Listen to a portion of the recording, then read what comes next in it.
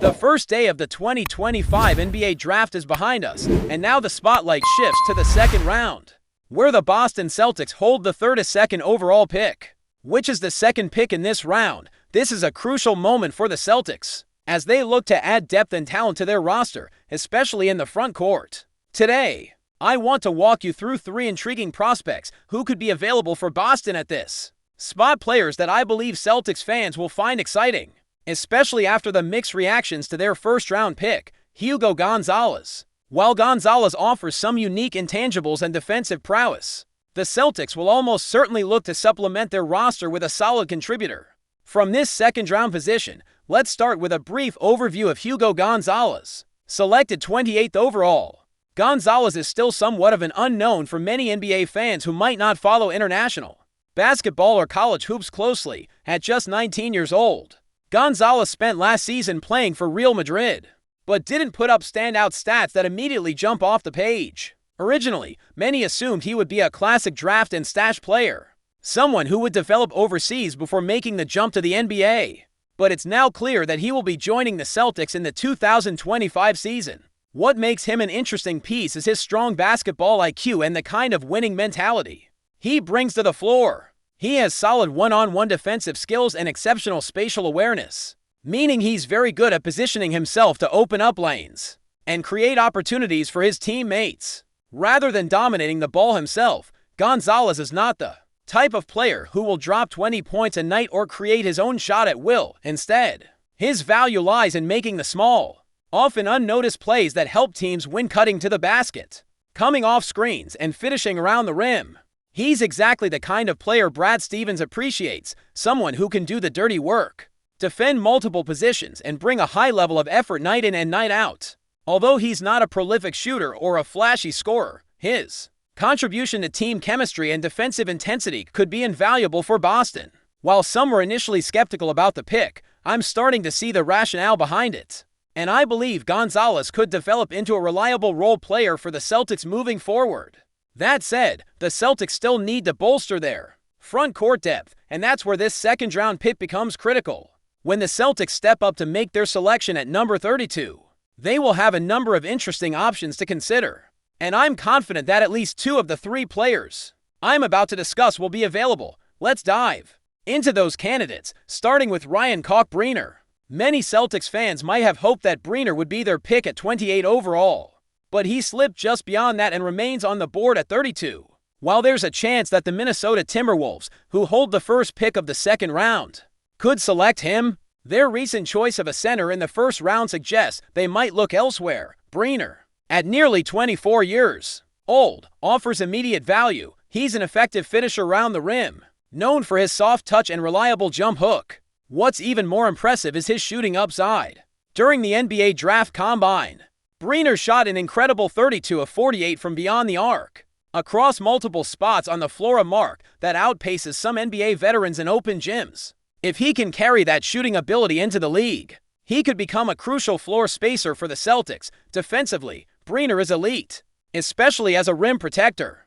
He averaged around 0.7 blocks per game and was named the Big East Defensive Player of the Year multiple times. His quickness around the rim and ability to alter shots make him a valuable asset on that end of the floor. While he's not the best perimeter defender due to his size, he stands 7'1". He compensates with his impact in the paint. Over his collegiate career with the Creighton Blue Jays, he consistently put up strong numbers and showed the potential to develop into a multifaceted scorer if he improves his offensive arsenal. Scouts and analysts often describe him as a throwback 7-footer, one who dominates inside with his size and wingspan, while surprising people with his developing passing and shooting skills. There's a growing belief that he could have a long, productive career in the NBA, and the Celtics would be wise to consider him as a long-term piece. Another intriguing candidate for Boston's 32nd pick is Rasher Fleming, from St. Joseph's University, competing in the Atlantic 10 Conference. Fleming doesn't fit the mold of a prototypical big man. He's more of a versatile forward who can bang inside, but also stretch the floor. He's been compared to players like Bobby Portis for his physicality and ability to make plays both in the paint and beyond the arc. Last season, Fleming showed significant improvement in his three-point shooting, becoming a reliable threat from distance, which adds a valuable dimension to his game. Although he's not a shot creator, he excels working off the ball, using his length and strength to make plays and defend multiple positions in the front court. Whether at 3, 4, or 5, Fleming averaged nearly 3 steals and blocks combined per game last season, and shot over 53% from the field, demonstrating his efficiency on offense and activity on defense. One notable concern is his ball handling and lack of experience against top-tier competition, which may have contributed to him falling out of the first round. Despite being projected there by some, however, his remarkable 7'5" wingspan and solid athleticism, including a 32-inch vertical leap, make him a tantalizing prospect. At 6'8" without shoes, he projects to be around 6'9" or 6'10" in the NBA, giving him the length to impact the game defensively and on the boards. Some analysts liken his potential to Jonathan Isaac, while others see more of a Bobby Portis comparison. His role as a hustler who can hit spot-up jumpers and bring energy on defense would fit well in Boston's rotation, particularly if he can iron out his weaknesses and become a consistent shooter in the league. The third player I want to highlight is Maxime from Stanford, a 7-foot-tall big man known for his defensive presence and playmaking ability.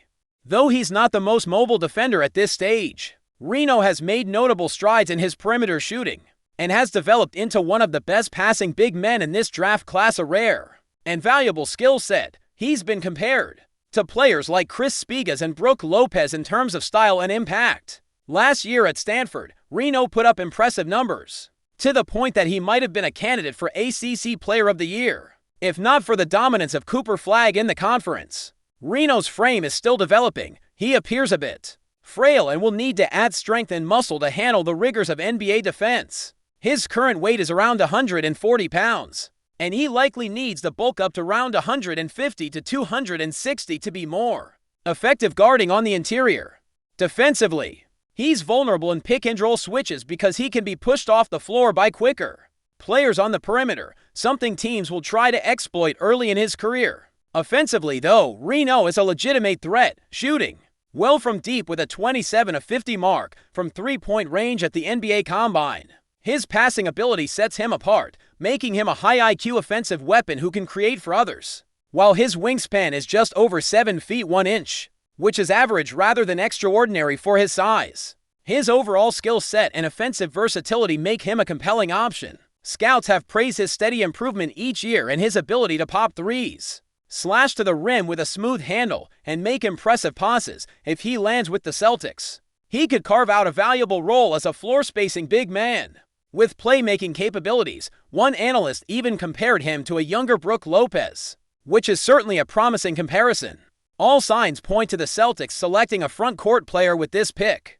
The depth available in this range of the draft offers Boston a chance to add a piece who fits the mold of what Brad Stevens and the front office envision: smart, versatile, defensively capable players who can contribute right away and develop into key rotation members. Whether it's the defensive presence and shooting potential of Ryan Kalkbrenner, the versatile physicality and energy of Rasher Fleming, or the passing and shooting upside of Maxime Reno, any of these three would be a solid addition to the Celtics roster. While Hugo Gonzalez might seem like an unconventional first-round pick, his intangibles and defensive mindset align with the Celtics' culture of winning basketball. Still, adding a complementary front-court player from this second round slot is crucial to rounding out the team's depth and giving Boston the tools it needs to compete at the highest level next season.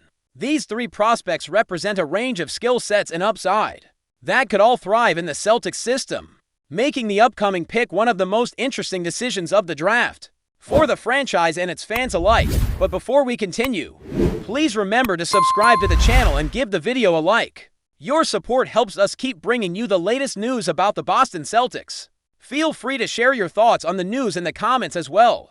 In what could be a concerning development for Boston Celtics fans, whispers around the league are growing louder about a possible injury to star forward Jaylen Brown during a recent team practice. While the organization has yet to issue any official statement, multiple sources close to the team suggest Brown suffered a setback that could affect his availability in the coming weeks. The nature and severity of the injury remain shrouded in mystery, with those around the Auerbach center staying tight-lipped. Some reports hint at a lower body issue, potentially stemming from a high-intensity scrimmage earlier this week. Brown was reportedly seen limping off the court Although no clear footage has emerged to confirm the incident, this development, if true, could have significant implications for the Celtics' off-season preparations. With training camp intensity ramping up, any injury, especially to a cornerstone player like Brown, could disrupt the team's early cohesion and strategy sessions. Brown, who played a pivotal role in the Celtics' deep playoff run last season, was expected to anchor both the offensive and defensive ends going into the next campaign. Speculation has only grown after Brown's absence from a scheduled community event on Tuesday, which he had previously committed to. Team representatives cited scheduling conflicts, but insiders suggest it may have more to do with keeping the forward out of the public eye. While further evaluations are conducted, fans and analysts alike are now anxiously awaiting any word from head coach Joe Mazzulla or Celtics GM Brad Stevens. With the NBA offseason full of smokescreens and cautious messaging, it's hard to know whether this is a minor issue being blown out of proportion or the early signs of a more serious concern until an official update is provided. One thing is certain, the buzz around Jaylen Brown's health isn't going away anytime soon. That's it for this update. If you enjoyed the video and want to keep receiving exclusive news about the Boston Celtics, please subscribe to our channel and give the video a like. We always appreciate your comments and opinions. See you in the next video.